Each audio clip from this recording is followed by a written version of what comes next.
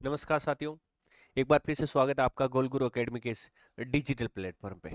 देखिए, हम पढ़ रहे हैं current affairs, daily current affairs. मतलब 20 मई से अपन ने शुरू किया है। एक भी क्लास जो है आपकी मिस नहीं होगी, मतलब एक ही दिन का करंट आपके मिस नहीं होगा। भले ही किसी दिन क्लास मिस हो जाए, लेकिन करंट हर दिन का आप लोगों के सामने रखा जाएगा। हो सकता है 2 दिन का करंट आप लोगों को एक साथ दे दिया जाए। तो निश्चिंत रहे, करंट अफेयर्स अपडेट के लिए गोल गुरु एकेडमी नामक जो अपना यूट्यूब चैनल है यहाँ पर जुड़े रहे। इसके अलावा चाहे किसी भी भर्ती परीक्षा की आप तैयारी कर रहे हैं, निःशुल्क यहाँ पर आप स्टडी करना चाहते हैं, तथा एनसीईआरटी और आरबीएसई की तमाम किताबों का जो सार यदि आपको पढ़ना है, तो अपने इसे यूट्यूब चैनल से जुड़ जाइए, क्योंकि अतिशीघ्र एनसीईआरटी कक्षा 6 से लेकर 12 तक हर सब्जेक्ट का जो सार है आप लोगों के सामने यहाँ पर प्रस्तुत किया जाएगा। तो देखिए भाई, डेली करंट अफेयर्स अपना यूट्यूब चैनल जो है ज़्यादा समय नहीं हुआ है बने हुए, लेकिन इसका इतिहास देखोगे तो आपको यहाँ पर निशुल्क पढ़ाई के तौर पर एकमात्र भर्ती जो है लेब असिस्टेंट भूगोल का यहाँ पर अध्ययन करवाया गया था, और 150 में से 137 सवालों का साक्षी बना था। अतिशीघ्र जो है वो क्लास आप लोगों के सामने लेके आएंगे प्रूफ के साथ।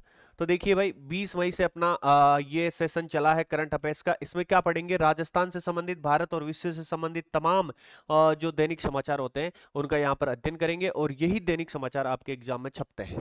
तो देखिए भाई, आज 24 मई का पढ़ेंगे, जो है 25 मई, लेकिन आज 24 का पढ़ेंगे। कल 25 और 26 का एक साथ लेके आ जाएंगे। किसी कारणवश जो है कल अपनी क्लास नहीं हो पाई थी भाई। तो डेली करंट अफेयर्स के लिए अपने यूट्यूब चैनल से जुड़ जाइए, और शेयर करना है, लाइक और कमेंट करके बताना है कि क्लास कैसी लगी। प्ले स्टोर से यदि इसकी पीडीएफ प्राप्त करनी है, टेस्ट सीरीज देनी है किसी भी एग्जाम की, तो ये अपना ऐप डाउनलोड कर लेना। और करंट अपडेट कोई मुद्दा हो, जैसे कोई इंपॉर्टेंट फैक्ट हो गया, तो उसके लिए टेलीग्राम चैनल ज्वाइन कर लीजिएगा भाई। ज्यादा समय नहीं लेंगे और शुरू करते हैं विधिवत तौर पे ये क्लास। देखिए, ये पहला फैक्ट है तुषार कुमार का। किसका? तुषार कुमार। इनको क्या बनाया गया भाई? ब्रिटेन के सबसे युवा भारतवंशी मेयर, मेयर बनाया गया है इनको। मेयर तो जानते हो ना? अरे, चुनाव होते हैं अपने, दो प्रकार के होते हैं, एक तो पंचायती राज के, और दूसरे कौन से होते हैं कमेंट बॉक्स में बताना। तो देखिए भाई, मेयर जो है नगरीय सुशासन का सबसे बड़ा जो पद माना जाता है अपने यहाँ पर, तो ये ब्रिटेन के सबसे युवा भारतवंशी मेयर बने। नाम क्या? तुषार कुमार, तुषार मेयर। तो मात्र 23 वर्ष की आयु में तुषार कुमार ने इतिहास रच दिया भाई। और ये ब्रिटेन, ब्रिटेन जो है ना, आप सभी को पता है अपन गुलाम रहे थे इसी ब्रिटेन के। तो एलेस्ट्री और बोरेहामवुड नामक जो जगह है, यहाँ के सबसे युवा मेयर बने हैं। तो तुषार कुमार नाम याद रखना, ब्रिटेन के सबसे युवा मेयर कहाँ के? भारतवंशी, भारतवंशी, भारतवंशी। ये दोनों जगह भी आजकल देखो सवाल किसी भी प्रकार से बन जाता है, तो ये दोनों जगह भी आप देख लेना भाई। अब देखो वेनेजुएला, वेनेजुएला बताओ, देखिए कमेंट बॉक्स में बताना, क्या ये दक्षिणी अमेरिका का एक देश है क्या? तो वेनेजुएला दक्षिणी अमेरिका का एक देश वेनेजुएला भारत का तीसरा सबसे बड़ा तेल सप्लायर। मतलब भारत को तेल सप्लाई करने में तीसरा नंबर किसने हासिल कर लिया है? वेनेजुएला ने हासिल कर लिया है भाई। तो देखिए, मई 2026 में वेनेजुएला ने सऊदी अरब और अमेरिका को पछाड़ दिया है। पहले ये भारत को तेल सप्लाई करते थे, लेकिन इन दोनों को पीछे छोड़कर तीसरा सबसे बड़ा कच्चा तेल सप्लायर कौन बन गया है? वेनेजुएला बन गया है। तो देख लेते हैं भाई, दो इसके अलावा और कौन कौन से हैं। तो देखो भाई, भारत को सबसे ज्यादा कच्चा तेल कौन दे रहा है? रूस दे रहा है। कौन? और रूस दे रहा है। उसके बाद यूएई, यूएई संयुक्त अरब अमीरात दूसरे पायदान पर है। आप सभी को पता होगा यूएई जो है, इस प्रकार से ये अरब प्रायद्वीप जो है, इसमें यहां पर है यूएई, यूएई। अरे दुबई, आपने नाम सुना है ना, दुबई, बुर्ज खलीफा, वो यहीं पर है भाई, यहीं पर है। इसी यूएई का एक शहर है। यहाँ पर फारस की खाड़ी है, और यहाँ नीचे ओमान की खाड़ी है। ठीक है, तो ये याद रखना, यूएई नंबर 2 है, और तीसरे पर वेनेजुएला नया प्रवेश कर गया ये भाई, सऊदी अरब और अमेरिका को पछाड़कर। ये देखिए इंपॉर्टेंट फैक्ट यहां से आ सकता है। और वेनेजुएला प्रतिदिन लगभग 4 लाख बैरल कच्चे तेल की आपूर्ति कर रहा है। कितना? 4 लाख जो है बैरल तेल की सप्लाई भारत को कर रहा है, ये याद रखना। तो नंबर तीसरे पे कौन आ गया है? ये आप क्या? वेनेजुएला। नंबर 1 रूस, नंबर 2 यूएई, और नंबर 3 वेनेजुएला, याद रखना भाई। आने मंगलम ताम्र पत्थर, ये इंपॉर्टेंट है, ये भारत को वापस सौंपा गया है भाई। तो देखो, नीदरलैंड से भारत वापस आया है, नीदरलैंड से भारत वापस आया है, याद रखना। प्रधानमंत्री नरेंद्र मोदी की नीदरलैंड यात्रा के दौरान लगभग 1000 साल पुराने 11वीं सदी का, कौन सी सदी का, 11वीं सदी का, कौन सी सदी का, 11वीं सदी का, तो ये ऐतिहासिक ताम्रपत्र आधिकारिक रूप से भारत को सौंपा गया है। तो किसके, नरेंद्र मोदी जी को सौंपा गया है। कहां की यात्रा कर रहे थे ये, नीदरलैंड की। तो 11वीं सदी पुराना ताम्रपत्र नाम क्या है, आने मंगलम ताम्रपत्र, मोदी जी को सौंपा गया, मतलब भारत को वापस सौंपा गया। ये सुरक्षित था भाई, 1862 ईस्वी से सुरक्षित था। कहां पर, लीडेन विश्वविद्यालय, लीडेन विश्वविद्यालय नीदरलैंड में सुरक्षित था भाई। ठीक है, आगे देखिए, आने मंगलम ताम्रपत्र के बारे में कुछ चीजें जान लेते हैं, इंपॉर्टेंट फैक्ट है भाई, पूछा जा सकता है। हिस्ट्री से संबंधित भी यहां से सवाल बन सकता है, क्योंकि जो चर्चा में रहता है ना वहां से हिस्ट्री पूछी जाती है।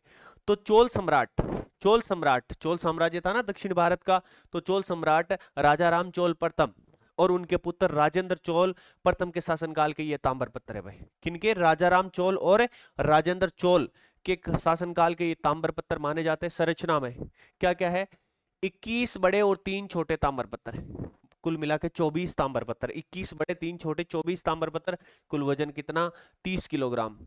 देखो भाई 24 ताम्रपत्र 30 किलो के भारत को वापिस सौंपे गए हैं। मतलब इन सभी को एक विशाल कांस्य अंगूठी से जोड़ा गया है। इन सभी को 21 + 3 को जोड़कर एक विशाल कांस्य अंगूठी का निर्माण किया गया था, और जिस पर क्या है, जिस पर राजेंद्र चोल की राजमुद्रा अंकित है भाई। इस पर राजेंद्र चोल की राजमुद्रा अंकित है। तो ये सारे फैक्ट याद रखना। राजा राम चोल और राजेंद्र चोल के कार्यकाल का है 21 + 3 छोटे ताम्रपत्र 3 और 21 बड़े, वजन 30 किलोग्राम, एक विशाल कांस्य के रूप में इनको एक अंगूठी के रूप में एकत्रित किया गया है, जिस पर राजेंद्र चोल की राजमुद्रा अंकित है। यहाँ सारे फैक्ट याद रखना भाई। लगभग 300 साल पहले डच ईस्ट इंडिया कंपनी के समय भारत से बाहर ले जाए गए थे भाई। तो नीदरलैंड लेके चला गया था बिहार, बिहार के बारे में। नीदरलैंड यूरोप का एक देश है भाई, है ना। Denmark, Netherlands, Belgium, France, Spain, Germany, ये कहाँ पर है, ये आपके यूरोप के पश्चिमी तट पर है। और बेल्जियम, नीदरलैंड वगैरह की बात करें तो ये उत्तरी सागर के किनारे पर, इधर ग्रेट ब्रिटेन पड़ता है, इधर नीदरलैंड, बेल्जियम, जर्मनी, ये सारे देश आते हैं। बिहार की बात करें तो पूर्वी भारत का सबसे स्वस्थ राज्य है। पूर्वी भारत मतलब ये 4 राज्य है ना, इनमें नंबर 1, इन 4 राज्यों के 115 जिलों में नंबर 1 बिहार को हासिल हुआ है। तो केंद्रीय जल शक्ति मंत्रालय द्वारा स्वच्छ सर्वेक्षण ग्रामीण में, स्वच्छ सर्वेक्षण ग्रामीण में बिहार को पूर्वी भारत का नंबर 1 राज्य घोषित किया गया है। तो स्थान पूर्वी क्षेत्र में हासिल है भाई इसको। बिहार, झारखंड, पश्चिम बंगाल और ओडिशा, इन 4 राज्यों के 115 जिलों में बिहार को नंबर 1 मिला है भाई। जल शक्ति मंत्रालय ने ये सर्वेक्षण जारी किया है। तो ये सारी चीजें याद रखना। मतलब क्या याद रखोगे इसमें से, कि पूर्वी भारत के 4 राज्यों के 115 जिलों का जब स्वच्छता सर्वेक्षण अभियान चलाया गया, उसमें नंबर 1 किसको मिला, बिहार को मिला। भारत बना बांग्लादेश का दूसरा सबसे बड़ा व्यापारिक भागीदार। तो देखिए भाई, व्यापार और वाणिज्य में बांग्लादेश के साथ भारत ने कौन सा स्थान हासिल कर लिया है, दूसरा। भारत ने किसको पछाड़ दिया, अमेरिका को पीछे छोड़ते बांग्लादेश के दूसरे सबसे बड़े ट्रेंडिंग पार्टनर का स्थान हासिल कर लिया। मतलब व्यापार पार्टनर के तौर पे भारत जो है बांग्लादेश का दूसरा सबसे बड़ा पार्टनर बन गया है भाई। याद रखना, ये जानकारी बांग्लादेश सांख्यिकी ब्यूरो के नवीनतम आंकड़ों से मिली है। अपन यहाँ पर जितने भी फैक्ट लेंगे ना, वो सारे ऑथेंटिक होंगे। तो देखो भाई, बांग्लादेश के साथ नंबर 1 व्यापार का साझेदार कौन है, चीन है भाई। कौन है, चीन। भारत नंबर 2 पे आ गया, भारत नंबर 2 पे आ गया। मतलब हिस्सेदारी कितनी है बांग्लादेश के व्यापार की, हिस्सेदारी की बात करें तो 8.47% हिस्सेदारी, 8.47% हिस्सेदारी। ये 8.46 पहले अमेरिका की थी, इसको पीछे छोड़ दिया। मतलब भारत दूसरा बांग्लादेश का सबसे बड़ा व्यापारिक पार्टनर बन गया है। ठीक है, आगे चलते हैं। डॉक्टर अजय कुमार, तुषार कुमार का मतलब यूके में सबसे बड़े सबसे कम उम्र 23 साल की उम्र में क्या बने, मेयर बने, भारतीय मूल के वो माने गए हैं। अब आया दूसरा नाम, डॉक्टर अजय कुमार, युगांडा में नए भारतीय उच्चायुक्त। देखिए 3 देश पढ़े हैं अपन ने, एक तो यूएई पढ़ा था भाई, मैंने कह दिया ये फारस की खाड़ी और ओमान की खाड़ी कि यहाँ पर इस तरीके से है। ठीक है, उसके बाद नीदरलैंड पढ़ा था। नीदरलैंड क्या है, इधर क्या है आपके, डेनमार्क आ जाता है।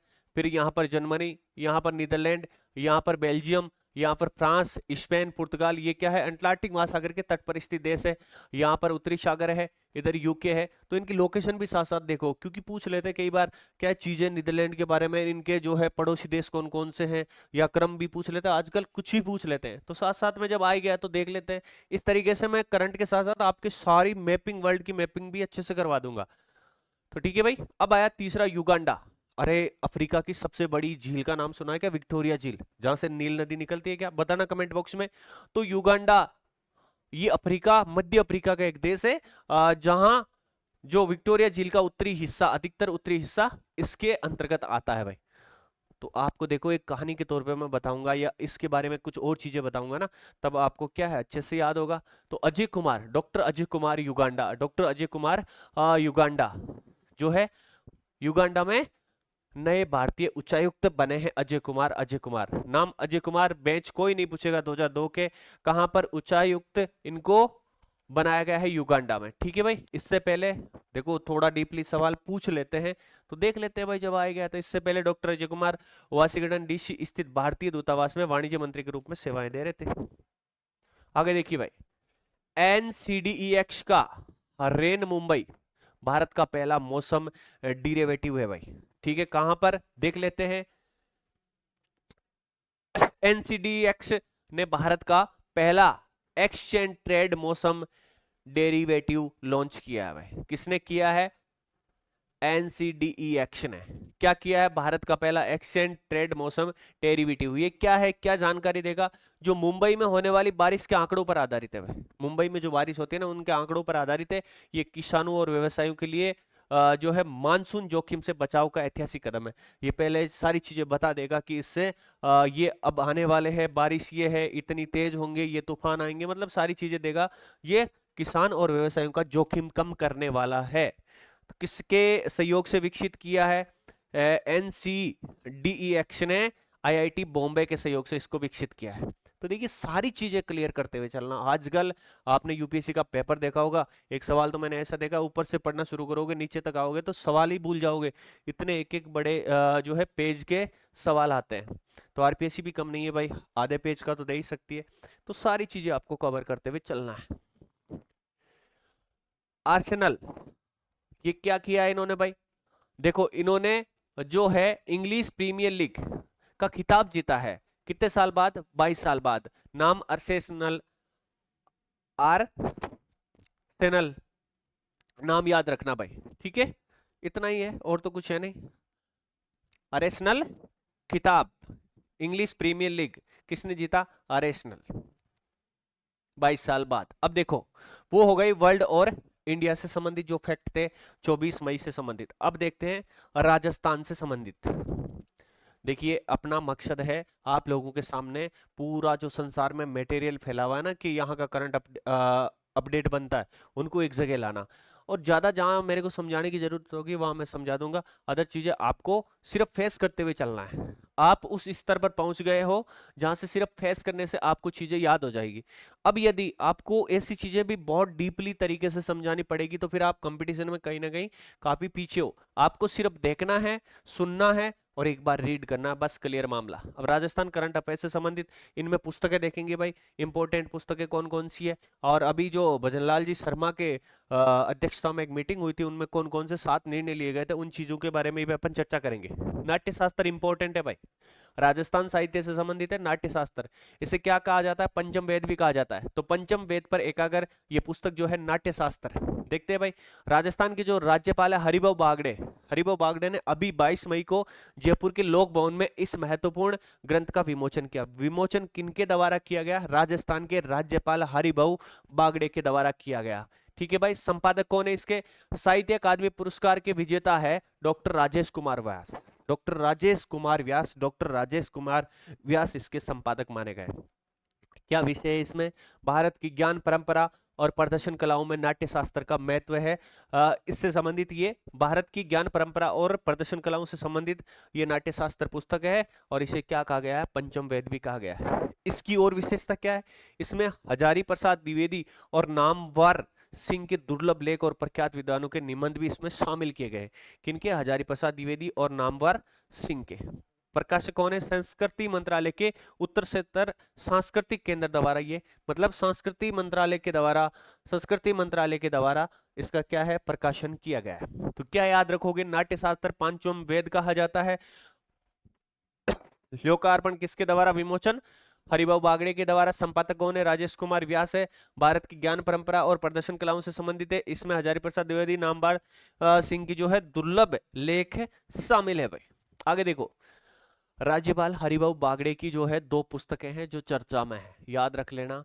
प्रेरणा से परिवर्तन की ओर, प्रेरणा से परिवर्तन की ओर, मतलब मैं आप लोगों को प्रेरणा देता हूं, उससे आप परिवर्तन पालोगे। मतलब प्रेरणा से परिवर्तन की ओर, मैं प्रेरणा नहीं दे रहा, यहां पर राजस्थान के राज्यपाल प्रेरणा दे रहे हैं। मतलब ये पुस्तक किनकी है? हरिभाऊ बागड़े जी की है, जो है इनसे संबंधित है। और लेखक, इसके लेखक कौन है? NK. Sharma, NK. Sharma, NK. Sharma. देखिए भाई, इनके द्वारा ये विमोचन किया गया 2 पुस्तकों का एक साथ था। नाट्य शास्त्र अपन ने देख लिया, ये 2 पुस्तकें और है, एक इन्होंने खुद ने लिखी है, दूसरे के लेखक और है, लेकिन संबंधित है कि प्रेरणा देने वाला मामला है। तो प्रेरणा से परिवर्तन की ओर, लेखक एन.के. शर्मा, एन.के. शर्मा। ये कहाँ के? टोडा भीम राजस्थान से संबंधित है। विषय क्या है? प्रेरणा देना, आत्म खुद का विकास करना और समाज में सकारात्मक बदलाव। मतलब ये पुस्तक युवाओं के लिए एक मार्गदर्शक पुस्तक के रूप में कार्य करेगी। मतलब एक मार्गदर्शक के रूप में लेखक कौन है? एन.के. शर्मा। विमोचन राज्यपाल हरिभाऊ बागड़े, हरिभाऊ बागड़े, एन.के. शर्मा, एन.के. शर्मा प्रेरणा से परिवर्तन की ओर, एन.के. शर्मा प्रेरणा से परिवर्तन की ओर। नाट्यशास्त्र संपादक कौन है? राजेश कुमार व्यास। विमोचन किनके द्वारा किया गया था? राजस्थान के राज्यपाल हरिभाऊ बागड़े।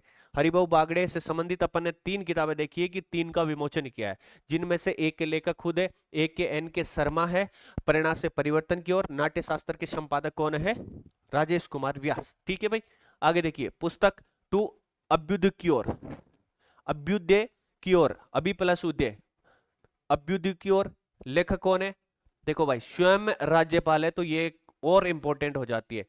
अभ्युदय की ओर, विषय क्या है? राजस्थान में इनका कार्यकाल, राज्यपाल का कार्यकाल 1 वर्ष हो चुका है, तो राजस्थान में 1 वर्ष के कार्यकाल का विवरण दिया गया है इनके द्वारा।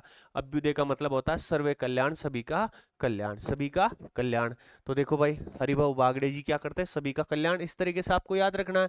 लोकार्पण, लोकार्पण किनके द्वारा किया गया? लोगों को अर्पण किनके द्वारा? लोकार्पण जो है रामदेवरा, प्रसिद्ध स्थान है रामदेव जी का, जहां भाद्रपद शुक्ल दशमी के दिन हर वर्ष मेला लगता है। ये वही रामदेवरा है। तो रामदेवरा की श्रीमती सोमती, ग्रामीण महिला है भाई, से करवाया गया। पीएम मोदी ने भी इस पुस्तक की सराहना की थी। तो ठीक है भाई, 3 पुस्तकें, नाट्यशास्त्र संपादक राजेश कुमार व्यास, उसके अलावा प्रेरणा से परिवर्तन की ओर एन.के. शर्मा, उसके अलावा जो अभ्युदय की ओर लेखक कौन है? खुद है राज्यपाल जी, और लोकार्पण कौन करते हैं? श्रीमती सोमती, जो कहाँ की है? जैसलमेर की, जैसलमेर के रामदेवरा की। जो विधानसभा अध्यक्ष है वासुदेव देवनानी की 2 प्रमुख पुस्तकें हैं भाई। विधानसभा अध्यक्ष वर्तमान में 2 पुस्तकें हैं, याद रखना। सनातन संस्कृति की अटल दृष्टि, मतलब सनातन संस्कृति के, भारत एक सनातन राष्ट्र, सनातन संस्कृति की ओर अटल दृष्टि। किनकी दृष्टि? अटल, अटल बोले तो अटल बिहारी वाजपेयी। तो ये जो है पूर्व प्रधानमंत्री, जिनका सबसे छोटा कार्यकाल माना जाता, मात्र 13 दिन का कार्यकाल, उसके बाद ये दोबारा प्रधानमंत्री बनते हैं, तब इनका कार्यकाल अच्छा खासा रहता है। तो पूर्व पीएम, भारत रत्न इनको मिला हुआ है। अटल बिहारी वाजपेयी के जीवन, राष्ट्रवादी दृष्टिकोण और सनातन संस्कृति के शाश्वत मूल्यों पर आधारित एक किताब है, सनातन संस्कृति की अटल दृष्टि। ठीक है भाई, वासुदेव देवनानी। दूसरी पुस्तक है संसदीय संस्कृति का उत्कर्ष, नवाचारों के 2 वर्ष। ये जो भारत राजस्थान की ये नई गवर्नमेंट है, इनके 2 वर्ष के कार्यकाल से संबंधित होगी ये, नवाचारों के 2 वर्ष, संसदीय संस्कृति का उत्कर्ष। ठीक है भाई, नवाचारों के 2 वर्ष की किताब का नाम है। राजस्थान विधानसभा में नवाचारों, लोकतांत्रिक मूल्यों और संसदीय परंपराओं का संकलन, ये इस विषय से संबंधित है। तो 5 किताबें याद रखना भाई। नाट्यशास्त्र प्रेरणा से परिवर्तन की ओर, उभयोदय वाली याद रखना, सनातन संस्कृति की अटल दृष्टि और संसदीय संस्कृति का जो है उत्कर्ष। ठीक है भाई, आगे चलते हैं। गुलाब कोठारी की 2 पुस्तक है। अब देखो, राजस्थान पत्रिका के प्रधान संपादक है गुलाब कोठारी। गुलाब गुलाबोबाई, ऐसे नाम याद आता है ना, गुलाबोबाई। गुलाबोबाई मतलब स्त्री। तो स्त्री देह से आगे, देह से आगे भारतीय चिंतन परंपरा के आधार पर नारी शक्ति मातृत्व आध्यात्मिक भूमिका को उजागर करती है। यह पुस्तक स्त्री की आत्मिक शक्ति और समाज निर्माण में उनकी मूल भूमिका पर केंद्रित है। मतलब ये स्त्री से संबंधित किताब है। स्त्री देह से आगे मतलब शरीर से आगे क्या कर सकती है, ये तमाम चीजें गुलाब कोठारी ने संकलित किए हैं स्त्री देह से आगे किताब में। दूसरी बॉडी माइंड इंटेलेक्ट, शरीर मन और बुद्धि के आपसी संबंधों को सरल व वैज्ञानिक दृष्टिकोण से समझाती है। मानव चेतना और भारतीय वैज्ञानिक ज्ञान परंपरा पर आधारित है। तो ये दोनों जो किताबें हैं ये गुलाब कोठारी की है, जो कि राजस्थान पत्रिका के प्रधान संपादक माने जाते हैं। एक पुस्तक और है सुरक्षा सखी। सुरक्षा सखी, अब देखो ये जो है एसआई वालों के लिए भी महत्वपूर्ण हो सकती है, क्योंकि इनको लिखने वाले कौन है, ये पुलिस विभाग में एक क्या है, अफसर है, कमांडेंट अतिरिक्त पुलिस अधीक्षक, नाम क्या, सीमा हिंगोनिया। सीमा हिंगोनिया, सीमा हिंगोनिया, इन्होंने क्या लिखा है, सुरक्षा सखी नामक एक किताब लिखी है। इसका महत्व क्या है, ये महिला सुरक्षा और पुलिस की भूमिका को रेखांकित करती है। ये पुस्तक एक वरिष्ठ पुलिस अधिकारी के द्वारा लिखी गई है, सीमा हिंगोनिया सुरक्षा सखी, सेप और सीमा, सेप और सुरक्षा सखी। ठीक है भाई, याद रखना सारी किताबें। अब देखो राजस्थान कैबिनेट की एक बैठक हुई थी, ठीक है। इस कैबिनेट बैठक में 7 महत्वपूर्ण निर्णय लिए गए थे। उन 7 निर्णयों को एक दृष्टि में अपन देखते हैं भाई, ठीक है। छोटा छोटा अपन इनका अध्ययन करेंगे। कृषि सेवा नियम में संशोधन किया गया है। कृषि सेवा नियम में संशोधन किया गया मतलब एक नया पद सृजित किया गया है, वरिष्ठ वैज्ञानिक सहायक। वरिष्ठ वैज्ञानिक सहायक मतलब कृषि अनुसंधान संस्थान के अधीन जो है वरिष्ठ वैज्ञानिक सहायक के पद, नए पद की प्रविष्टि की गई है। उद्देश्य क्या, अधिकारियों और कर्मचारियों को पदोन्नति के अतिरिक्त अवसर मिलेंगे यदि ऐसा पद होगा तो कृषि सेवा नियम में संशोधन पहला निर्णय लिया गया। पूछ सकते हैं इनमें से कौन सा निर्णय नहीं लिया गया। तो ये जो बैठक हुई थी इसमें ये निर्णय लिए गए थे। निर्णय, औद्योगिक इकाइयों को भूमि आवंटन, जो औद्योगिक इकाइयां राजस्थान में लगाई जा रही है उनको भूमि आवंटन से संबंधित। तो विभिन्न औद्योगिक इकाइयों और नवीनीकरणीय ऊर्जा परियोजना, कैसी परियोजना है, सोलर विंड आदि, तो जैसे सौर ऊर्जा, पवन ऊर्जा को भूमि आवंटित। औद्योगिक इकाई और नवीनीकरणीय ऊर्जा परियोजनाओं के लिए भूमि आवंटन का निर्णय लिया गया। निर्णय नंबर 3, देखिए ये कोई क्रम वाइज नहीं है, निर्णय जो लिए गए हैं उनको मैं बता रहा हूं। तीसरा निर्णय, मुख्यमंत्री विकसित ग्राम अभियान, इंपॉर्टेंट है भाई। तो ये कैबिनेट की जो बैठक हुई थी इसमें ये निर्णय लिया गया था कि 26 मई 2026 को पूरे प्रदेश की सभी ग्राम पंचायतों में क्या होगी, ग्राम सभाएं आयोजित होगी। तो पूछा जा सकता है कि मुख्यमंत्री विकसित ग्राम अभियान के तहत पूरे प्रदेश की सभी ग्राम पंचायतों में ग्राम सभाएं कब आयोजित हुई थी, तो 26 मई को आयोजित हुई थी। उद्देश्य क्या, मास्टर प्लान का अनुमोदन करने हेतु ये आयोजित की जाएगी। महत्व क्या, विकसित गांव और शहरी वार्ड अभियान को गति देना, हर गांव का मास्टर प्लान बनाकर नियोजित विकास सुनिश्चित किया जाएगा इसके तहत। तो मुख्यमंत्री विकसित ग्राम अभियान 26 मई 2026 को सभी ग्राम पंचायतों में ग्राम सभाओं का आयोजन। अगला जो निर्णय लिया गया था कि वंदे गंगा जल संरक्षण अभियान 2026, ये भी देखते हैं भाई क्या है। वंदे गंगा जल संरक्षण जन अभियान 2026 एक बड़ा पर्यावरण संरक्षण अभियान है। क्या है, पर्यावरण संरक्षण अभियान है। इसका उद्देश्य जल संरक्षण और जन जागरूकता, मतलब जल का संरक्षण और आप और हम लोगों के बीच जागरूकता अभियान, वंदे गंगा जल संरक्षण अभियान 2026। देखो कब शुरुआत, 25 मई 2026 गंगा दशमी के दिन। गंगा दशमी कब मनाई जाती है, हिंदू त्योहारों के अकॉर्डिंग, हिंदी तिथि के अकॉर्डिंग याद कर लेना, पूछा जा सकता है गंगा दशमी कब मनाई जाती है। तो कमेंट बॉक्स में बताना कि हिंदी महीनों के अनुसार, विक्रम संवत के अनुसार गंगा दशमी कब मनाई जाती है। तो 25 मई 2026 मतलब आज ही के दिन। ये 24 मई की करंट अफेयर्स है लेकिन एक दिन लेट होने की वजह से आज ली है, आज वाली कल और कल वाली भी कल ले लेंगे। तो 25 मई 2026 को इस अभियान की शुरुआत होती है गंगा दशमी के दिन। ठीक है, आज मुख्यमंत्री जी ने पोस्ट करी है अपने ट्विटर हैंडल पे, लिखा हुआ है कि गंगा दशमी के दिन इस अभियान की शुरुआत है। ऐसा तो 12 दिन चलेगा भाई ये। ठीक है, जल संरक्षण, गंगा संरक्षण और जन जागरूकता अभियान चलेगा। कितने दिन, 12 दिन चलेगा। मतलब 5 जून 2026 विश्व पर्यावरण दिवस का ये अभियान समाप्त हो जाएगा। मतलब 25 मई से चलेगा, गंगा दशमी से ये शुरू होगा और 5 जून तक चलेगा। कौन सा, वंदे गंगा जल संरक्षण अभियान 2026। अगला निर्णय देखो, राजस्थान इंडस्ट्रियल डेवलपमेंट पॉलिसी, ये अपन ने पिछली क्लास में पढ़ ली थी, फिर भी देखो इसमें राजस्थान सरकार ने 4G पॉलिसी पर आधारित नई औद्योगिक नीति को मंजूरी दी है। जो 4G है ना, इनका मतलब देख लेते हैं भाई।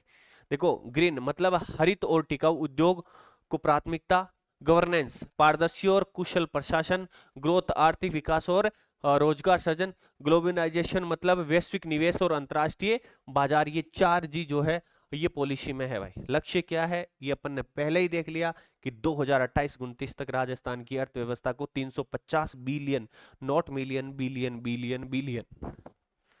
आगे देखो भाई, निर्णय अगला जो लिया गया था, राजस्थान सिविल सेवा पेंशन नियम में संशोधन। राजस्थान की जो सिविल सेवा पेंशन है ना, उनके नियमों में नियम देखो, राजस्थान सिविल सेवा नियम 1996 में, कौन से नियम में? राजस्थान सिविल सेवा पेंशन नियम 1996 में कितने बदलाव?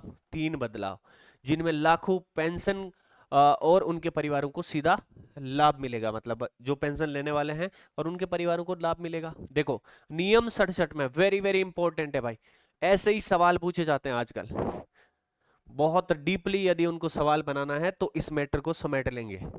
तो नियम 67, दिव्यांग बच्चों को राहत दी गई है, मतलब जो दिव्यांग बच्चे हैं ना, उनको नियम 67 में परिवर्तन करके राहत प्रदान की गई है। विशेष योग्यजन बोले तो दिव्यांग बच्चों को स्थायी विकलांगता प्रमाण पत्र अब केवल एक बार ही प्रस्तुत करना होगा, बार बार नहीं देना होगा। मतलब है विशेष योग्यजन बच्चों को स्थायी विकलांगता प्रमाण पत्र अब केवल एक बार ही प्रस्तुत करना होगा। ये हो गया नियम 67। नियम 134 मतलब 2 गायब है। 134 फेस ऑथेंटिकेशन, पेंशनर्स मतलब पेंशन प्राप्त करने वाले अब मोबाइल ऐप के माध्यम से फेस ऑथेंटिकेशन टेक्नोलॉजी से वार्षिक जीवन प्रमाण पत्र जमा कर सकेंगे भाई। ठीक है भाई। परिवार पेंशन, अब देखो ये इंग्लिश वाले उच्चारण मेरे बस की बात नहीं है भाई, है ना, तो आप देख लेना अपने हिसाब से, लेकिन जो बोर्ड पे लिखा हुआ है ना वो परफेक्ट है। मैं मारवाड़ी और हिंदी मीडियम का अच्छा स्टूडेंट हूँ, लेकिन अंग्रेजी का नहीं हूँ। नहीं हूँ तो नहीं हूँ, क्योंकि भारत में रहता हूँ। अब देखो, परिवार पेंशन सरलीकरण, तीसरा क्या है? अब केवल एक राजपत्रित अधिकारी द्वारा प्रमाणीकरण करना पर्याप्त होगा, अलग अलग अधिकारियों की जरूरत नहीं है। अब मेरे से आप साइन करवा के जो है परिवार पेंशन का सरलीकरण कर सकते हैं, मतलब सिर्फ एक राजपत्रित अधिकारी द्वारा प्रमाणीकरण करना पर्याप्त होगा, अलग अलग लोगों से आपको नहीं करवाना होगा। तो निर्णय 3 इसमें 3 परिवर्तन किए गए थे। राजस्थान सिविल सेवा पेंशन नियम 1996, नियम 67, नियम 134 और परिवार पेंशन सरलीकरण, ये 3 संशोधन हुए हैं भाई। आगे देखिए भाई, नियम 7, ये देखो पेयजल और बिजली आपूर्ति गर्मी में जल राहत। ये देखो भीषण गर्मी को देखते हुए पेयजल व्यवस्था को सुचारू और निर्बाध बनाए रखने के लिए आवश्यक दिशा निर्देश दिए। कोई ज्यादा इंपॉर्टेंट है नहीं वैसे। विद्युत व्यवस्था को निर्बाध बनाए रखने के निर्देश, ग्रीष्मकाल में जो है जन सुविधा सुनिश्चित करे, बिजली नहीं काटने को मामला है भाई। ठीक है, तो ये कुल मिला के 7 निर्णय कैबिनेट में लिए गए थे, इनको मैंने एक जगह आपके लिए रखा है। अब देखो संपूर्ण रिविजन कर लेते हैं, जो कुछ अपन ने पढ़ा क्विक रिविजन करते हैं। तुषार कुमार, ठीक है, ब्रिटेन में भारत के जो है भारतीय मूल के भारतवंशी मेयर, मात्र 23 साल की उम्र में एलेस्ट्री बोरे हामवुड के क्या बने हैं? मेयर बने हैं भाई। वेनेजुएला मतलब भारत को तेल सप्लाई करने में तीसरा बड़ा देश बन गया, पहला रूस, दूसरा यूएई, तीसरा ये 4 लाख बैरल प्रतिदिन, मतलब पहले जितना करता था उसमें 50% बढ़ोतरी कर दी है। आने मंगलम ताम्रपत्र चोल राजवंश से संबंधित है। नीदरलैंड की यात्रा पर जब मोदी जी गए थे तब उन्होंने मोदी जी को वापस सौंपा था। 21 + 3 कुल मिला के 24 जो है क्या है पत्थर यहां से दिए गए हैं, 30 किलो वजनी और एक कांसे का, जो समझ गए ना, उस पे एक जगह और उस पर किसका? राजेंद्र चोल का नाम अंकित है। तो ये 1000 साल पुराने, मतलब 11वीं सदी से संबंधित है, ये चीजें भी याद रखना। रेन मुंबई वाला अपन ने पढ़ लिया, NCDEX द्वारा विकसित है, सहयोग IIT बॉम्बे का लिया गया था भाई। भारत का पहला मौसम डायरेक्टिव, इसको क्या होगा? किसानों और व्यवसायियों को लाभ मिलेगा, होने वाली जो जोखिम है उनसे पहले सचेत किया जाएगा। आर्सेनल मतलब इंग्लिश प्रीमियर लीग जो है 22 साल बाद चैंपियन ये वाला बना था भाई, ठीक है, याद रखना। ये दो जो है टीमें इनके बीच ड्रॉ हुआ था और इनको फायदा मिल गया और ये चैंपियन। 4G पॉलिसी राजस्थान की जो है ये अपन ने देख लिया, 4G का मतलब, और 28-29 तक है राजस्थान की अर्थव्यवस्था को यहाँ तक पहुंचाना। ठीक है भाई, ये 24 मई का करंट अफेयर्स है। निश्चित तौर पे आप लोगों को समझ में आया होगा। मेरी ओर से जो है परफेक्ट व्यू आप लोगों को दिखाने का भरपूर प्रयास किया गया है कि जहां कहीं से भी आज से संबंधित, आज के दिन से संबंधित करंट अफेयर आप लोगों के सामने रखूं। फिलहाल आज के लिए इतना ही, मिलते हैं नेक्स्ट बुलेटिन में, तब तक के लिए जय हिंद, जय भारत।